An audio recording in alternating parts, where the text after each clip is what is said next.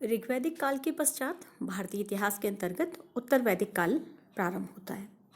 उत्तर वैदिक काल की जब हम कृषि व्यवस्था को देखते हैं तो हम यह पाते हैं कि इस काल में भी कृषि आर्यों का प्रमुख रोजगार था। कृषि के द्वारा अन्न उत्पन्न होता था और अन्न ही संपूर्ण जगत का कर्ता धर्ता है। तैत्तिरीय उपनिषद में कहा गया है कि अन्न ही ब्रह्म है, यानी कि अन्न ही जीवन है और इसी अन्न से समस्त प्राणी उत्पन्न होते हैं। उत्पन्न हुए अन्न से ही इनका जीवन चलता है और ये विनष्ट होकर अन्न में ही मिल जाते हैं और उसी में एक रूपता प्राप्त करते हैं।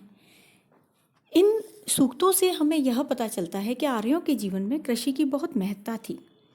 अन्नम बहु कुर्वीत तद व्रतम, यानी कि अधिक अन्न उत्पन्न करना चाहिए, यही हमारा व्रत होना चाहिए। यानी कि प्रत्येक मनुष्य का इस समय यह कर्म होना चाहिए कि अधिक से अधिक अनाज की उत्पत्ति करे।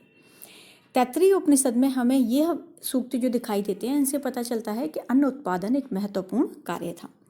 कृषि के संदर्भ में जुताई, कटाई, मड़ाई, सिंचाई, बुवाई आदि जो विभिन्न तकनीक थी वो सभी इस काल में भी प्रचलित थी।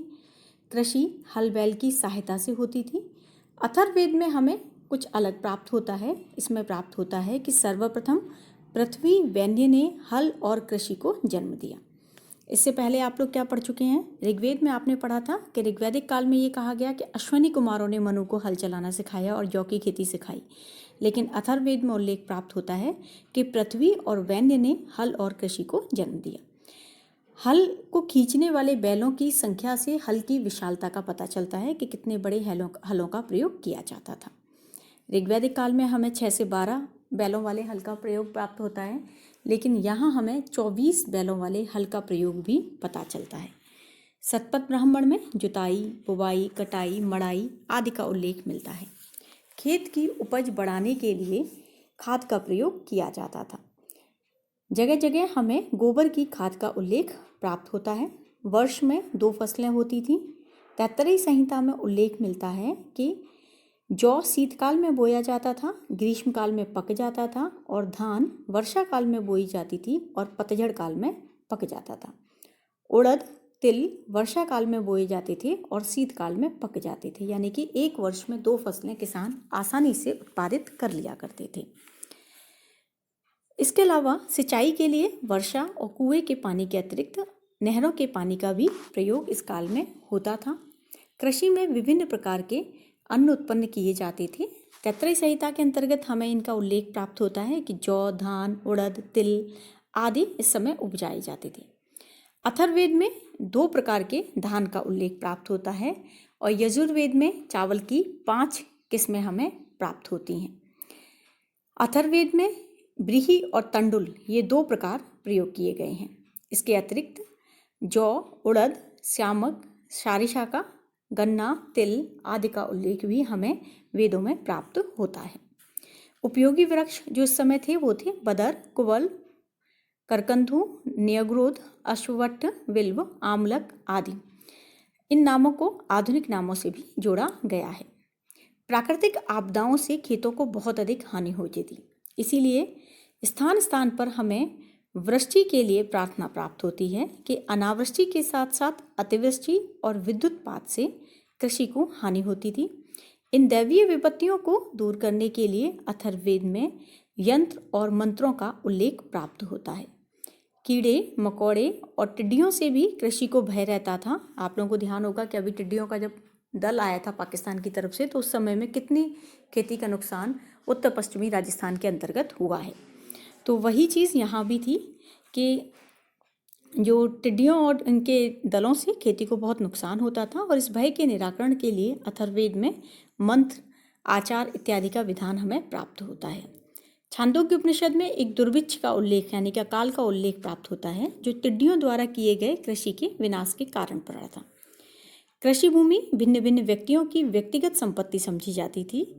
तैत्तिरीय संहिता में एक स्थान पर यह कथन है कि पड़ोसी के साथ भूमि का झगड़ा होने पर मनुष्य को इंद्र और अग्नि को आहुति देनी चाहिए।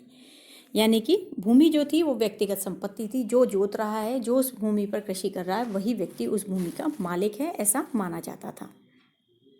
उत्तर वैदिक काल के अनंतर ही शूद्रकाल शुरू होता है।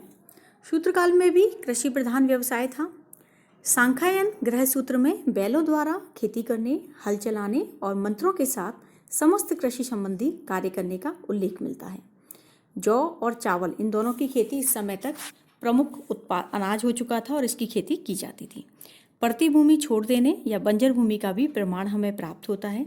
कृषि के अतिरिक्त कृषि को उत्पादन बढ़ाने के लिए पशुपालन पर भी जोर दिया गया था। ये भी ध्यान रखिएगा क्योंकि पशु कृषि के कार्य में सहायक होते हैं। इसलिए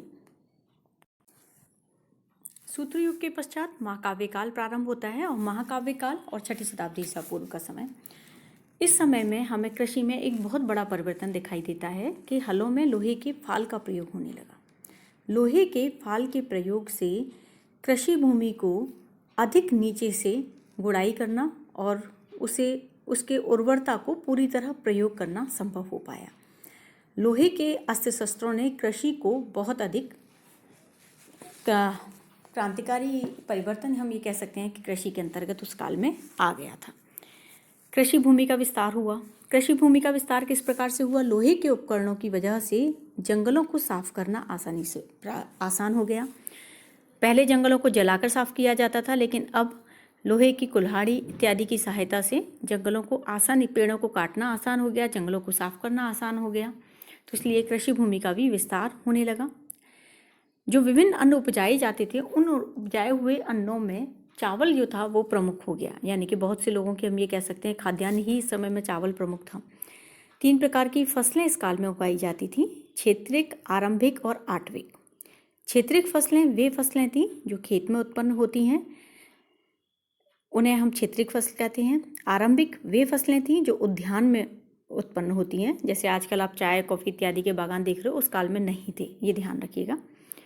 फल फूल इत्यादि जो उद्यान में उत्पन्न होते थे उन्हें हम आरंभिक कहते हैं। आटविक जंगल में उत्पन्न होने वाली, अभी भी कई ऐसी फसलें हैं, कई ऐसी चीज़ें हैं जो जंगलों में ही उत्पादित होती हैं, सामान्य व्यक्ति उन्हें नहीं उत्पादित कर सकता।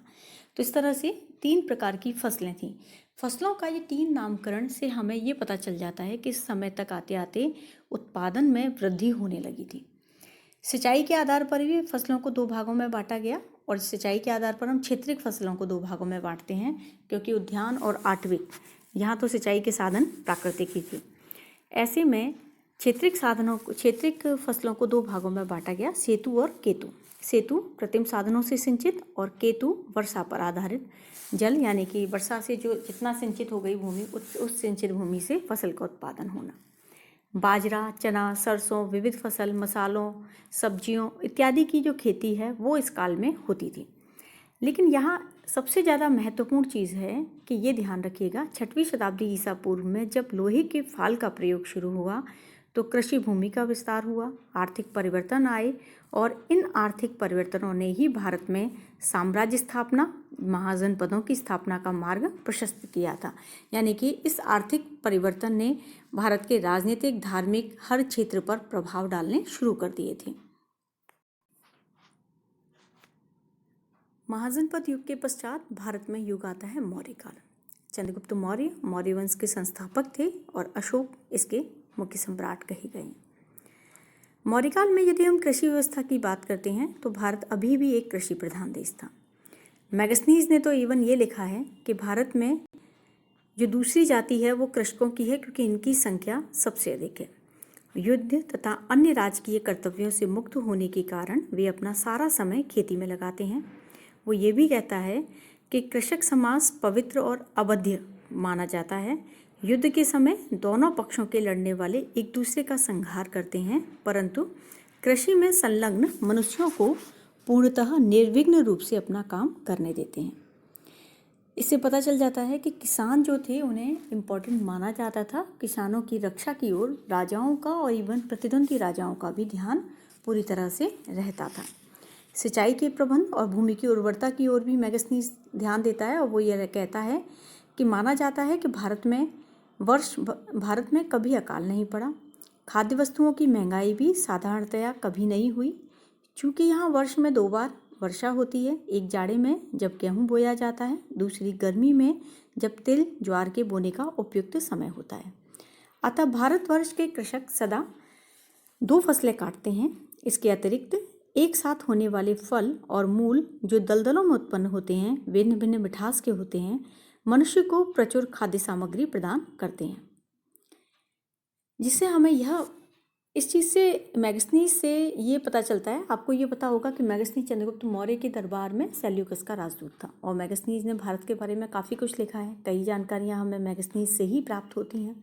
तो ऐसे में भारत की कृषि व्यवस्था के ऊपर मैगस्थनीज प्रकाश डालता है। कौटिल्य ने भी, क्योंकि अर्थशास्त्र लिखा है, चंद्रगुप्त मौर्य के प्रधानमंत्री थे, तो ऐसे में उनके ग्रंथ से भी हमें कुछ जानकारी प्राप्त होती है। कौटिल्य कुछ तरह की भूमियों का उल्लेख करते हैं। वो ये कहते हैं कृष्ट, अकृष्ट, स्थल। कृष्ट यानी जुती हुई, अकृष्ट यानी बिना जुती हुई, स्थल यानी ऊंची भूमि। इस तरह से विभिन्न भूमियों का उल्लेख कर कृषि के लिए उपयुक्त भूमि भी वो बताते हैं। खेती हल बैल की सहायता से होती थी। सिंचाई की ओर राजा का ध्यान था। मैगस्थनीज ऐसे पदाधिकारियों का उल्लेख करता है जो नहरों का निरीक्षण करते थे। इन सब के अलावा हमें सबसे महत्वपूर्ण चीज़ दिखाई देती है कि चंद्रगुप्त मौर्य ने सुदर्शन झील का निर्माण करवाया था और यह सुदर्शन झील सबसे इसके बारे में बता देती हूँ। जूनागढ़ अभिलेख से पता चलता है कि चंद्रगुप्त के गवर्नर पुष्यगुप्त वैश्य ने सौराष्ट्र में सुदर्शन झील का निर्माण करवाया था। सुदर्शन झील का निर्माण उस स्थान पर सिंचाई व्यवस्था को और जल की व्यवस्था की कमी को दूर करने के लिए कराया गया था। बाद में अशोक के गवर्नर तुसास्प ने भी उसकी मरम्मत करवाई थी। इससे हमें पता चल जाता है कि मौर्य काल में सिंचाई व्यवस्था की ओर भी राजाओं का ध्यान था, जिससे किसानों को कोई कष्ट ना पाए। अर्थशास्त्र में हमें सिंचाई के अनेक साधनों का उल्लेख प्राप्त होता है कि नदी, सर बोलते हैं तालाब या सरोवर को, तालाब और कुएं के द्वारा सिंचाई की जाती थी। दूसरा डोल या चरस, जिसे चक्र भी कहा गया है, कुएं से पानी निकालकर सिंचाई की जाती थी। बैलों द्वारा खींचे जाने वाले रहट या चरस से कुएं से सिंचाई की जाती थी। बांध बनाकर नहरों से सिंचाई की जाती थी। और अंतिम जो सबसे महत्वपूर्ण है, वायु द्वारा संचालित चक्की द्वारा सिंचाई। यहाँ ये ध्यान रखिएगा, कई लोग ये मानते हैं पवन चक्की का आविष्कार बाद में हुआ, लेकिन हमें अनेक उल्लेख इसके प्राप्त होते हैं जिनसे हम कह सकते हैं कि पवन चक्की का प्रयोग भारत में बहुत पूर्व शुरू हो गया था। भूमि को उपजाऊ बनाने के लिए, उत्पादन को बढ़ाने के लिए विविध प्रकार की खादों का प्रयोग भी किया जाता था। चाणक्य ने घी, शहद, चर्बी, मछलियों का चूर्ण, गोबर, राख आदि का खाद के रूप में प्रयोग बताया है। कौटिल्य ने प्रमुख उत्पादन होने वाली फसलों का उल्लेख भी किया है कि गेहूँ, जौ, चना, चावल, गन्ना, उड़द, मूंग, मसूर, सरसों, मटर, कपास, आलू, सहजन, तरबूज, खरबूज आदि। इसके अलावा फलों में आम, जामुन, अनार, अंगूर, किशमिश, फालसा, नींबू आदि भी उगाए जाते थे। यानी कि ये समय की प्रमुख फसलें थी मौर्य काल में, कि फसलों का धीरे धीरे विस्तार होता जा रहा था।